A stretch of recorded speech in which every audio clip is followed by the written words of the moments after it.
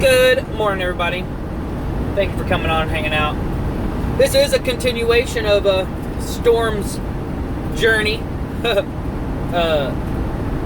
I just want to continue to let y'all know where I'm coming from and tell you some more about me and why I'm here and where I'm going and all that good stuff.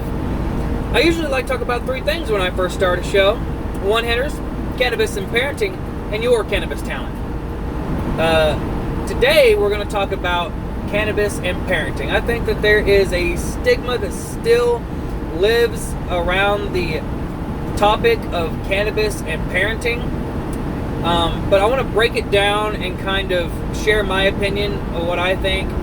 I don't think that it's cut and dry. I think that everything should be done, especially when it comes to kids, on a case-by-case basis. And I made a post about, kids going to parties and things. I don't have a problem with kids going to parties whenever it's a kid party or if you're catering very heavily to the children and there are walls and boundaries and things in place so that, accidents don't happen. And I have seen accidents happen. If people piss me off enough, I might just come out with it and just spill the beans.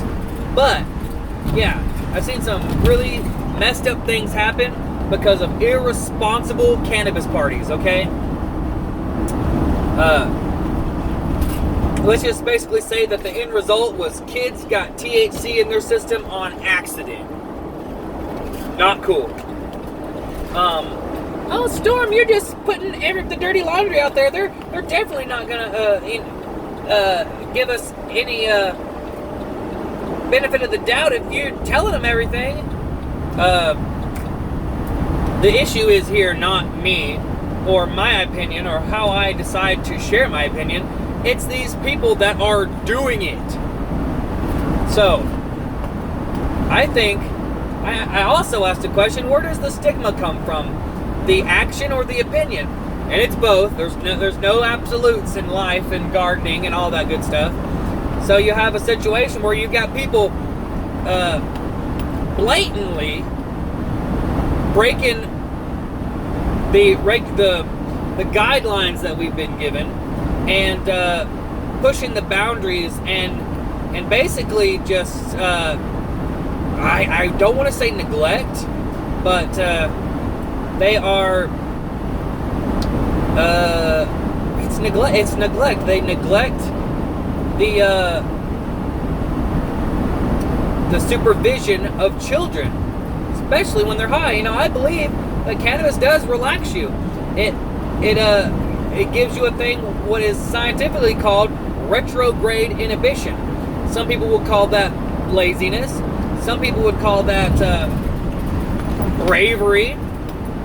I call it retrograde inhibition. I call inhibition is not a bad thing. It's something that would allow you to get out of your comfort zone and do something that you're not maybe necessarily comfortable with. Like maybe bringing your kids to a cannabis party. So there is a lot to it, and I think that we need to be realistic and logical for people to take us seriously. Accidents happen. I think that we could eliminate a lot of the more serious accidents by, setting up parties for kids a lot better. Separation of smoky areas, proper labeling of edibles, things like that. So there's three different types of scenarios when it comes to cannabis and parenting. There's the parent that smokes or the parent that consumes or partakes and the children's don't, and there's the children's that partake and the parents don't, and then there's the double. I guess there's the people that don't partake at all either, but we definitely keep them in our minds too, because there are people out there that are in our community that need cannabis and don't use it.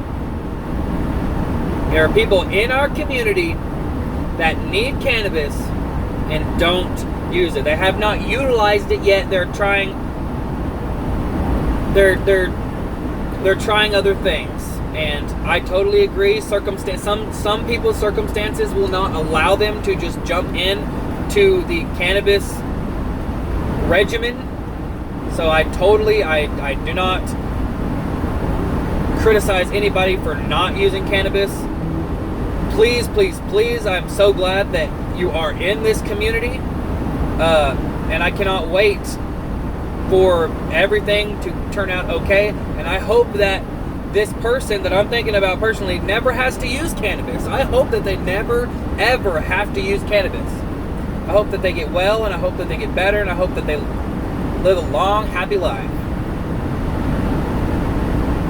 So, with that said, if you're a parent and you have a child that doesn't smoke, there's probably ways to coexist, I will say that, and have, a little bit of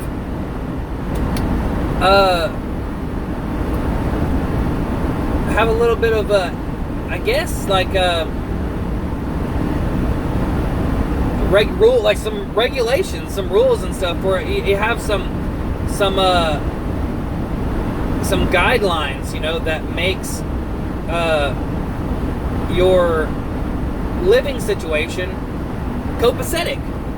I think that there's people out there that, oh yeah, my living situation is copacetic, and they've got bongs and stuff sitting by the couch where their kids are watching cartoons.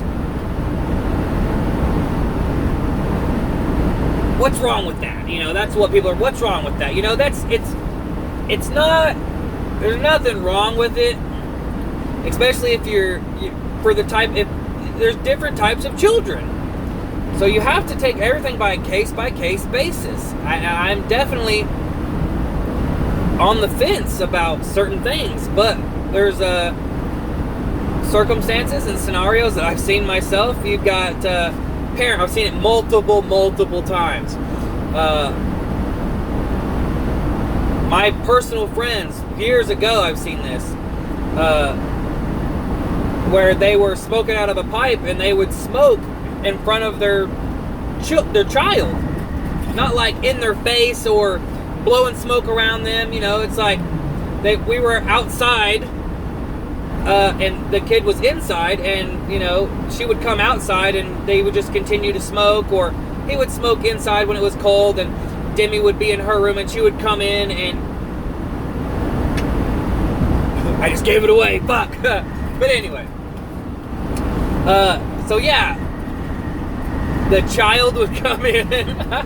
Damn it, I'm not even gonna edit that out. But at one point, this kid ended up picking up the pipe and a lighter. She couldn't strike the lighter, she's a little kid,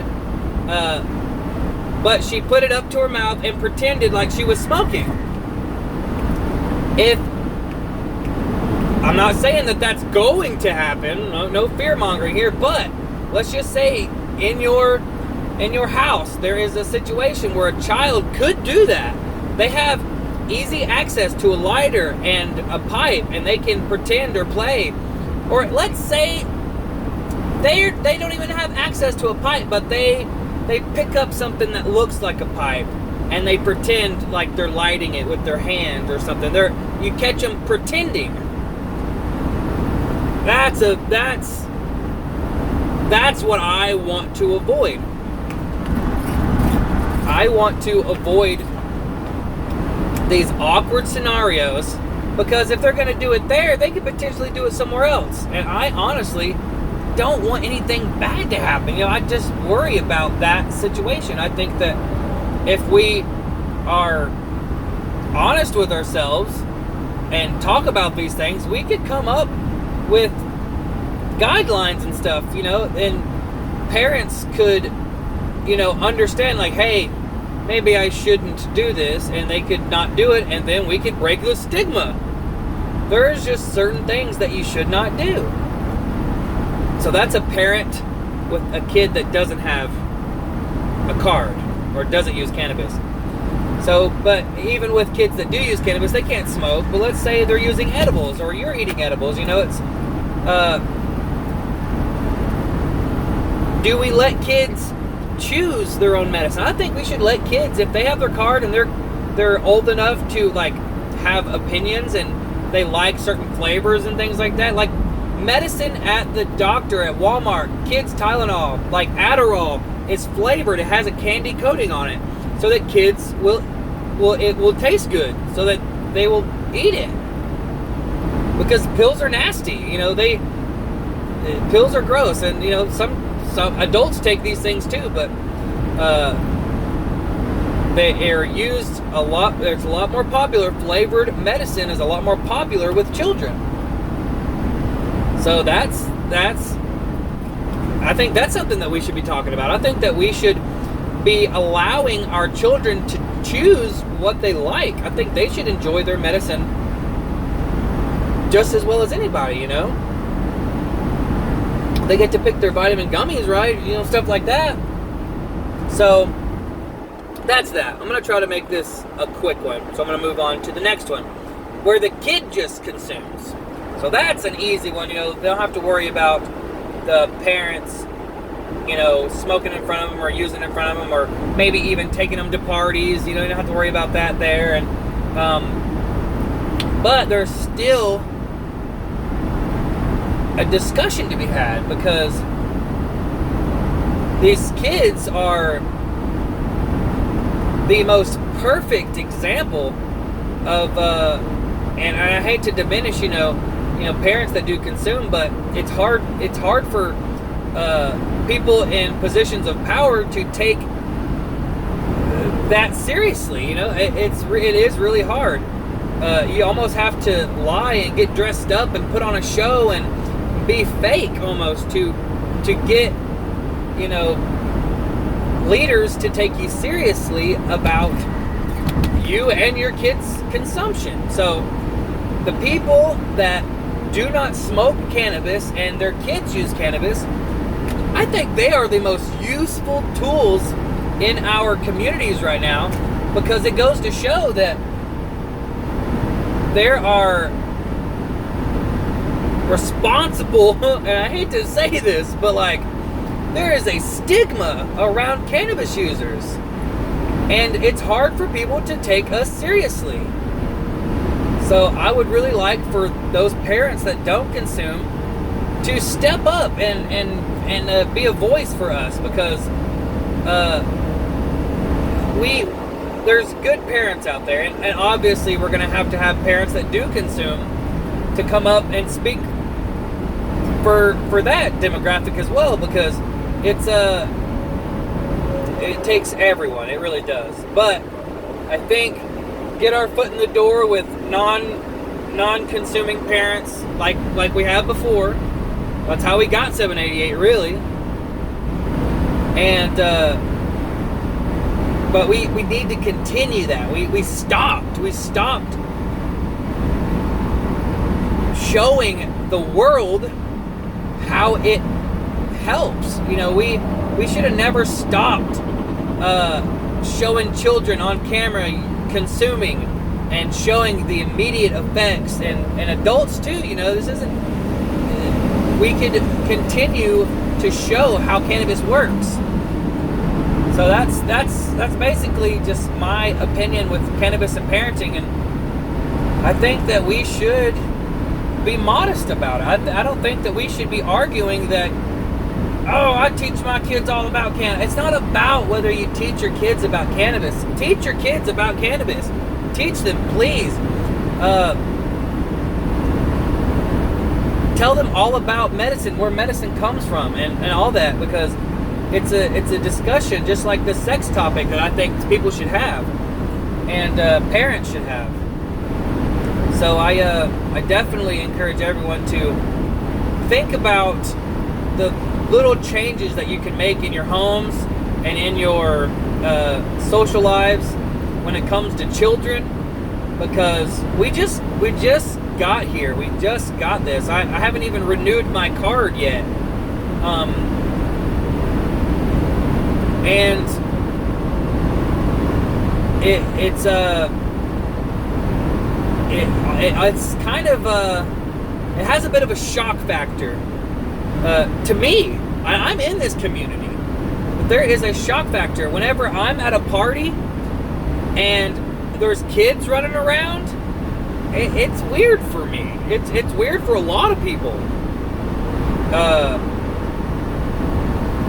And I just think that we should be more conscious about this and try to see what we can do to make everyone comfortable, and to not only make people comfortable, but continue to change the minds and the hearts of people that make our laws and things. So yeah,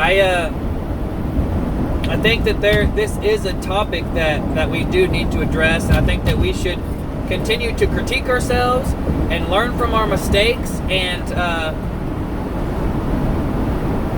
teach kids about cannabis. Absolutely, teach kids about cannabis. And right when you teach them about sex, whenever they start asking and all that good stuff is when you should start telling them. But anyway, everybody, that's my cannabis and parenting rant. I don't feel like it was articulated quite good enough, but I feel like I got my point across okay. But tomorrow or the next day, we're gonna do your cannabis talent or cannabis consumers and talents. I think that talents are very, very interesting. I think that people and their skills and things that they're really good at. I think that this is it goes right along with the one hitters. Not only does cannabis help you break habits, but creating new habits and finding hobbies and being passionate about something is also a great way to break habits and to get off drugs if you wanted to. So that's how I did it. I started gardening and juggling and all kinds of stuff just to keep the mind busy. And so yeah. Anyway, cannabis and parenting. Thank you for coming on and hanging out, listening. That's our show. Thanks for watching. And like always, everyone, don't forget, it's our planet. So planted.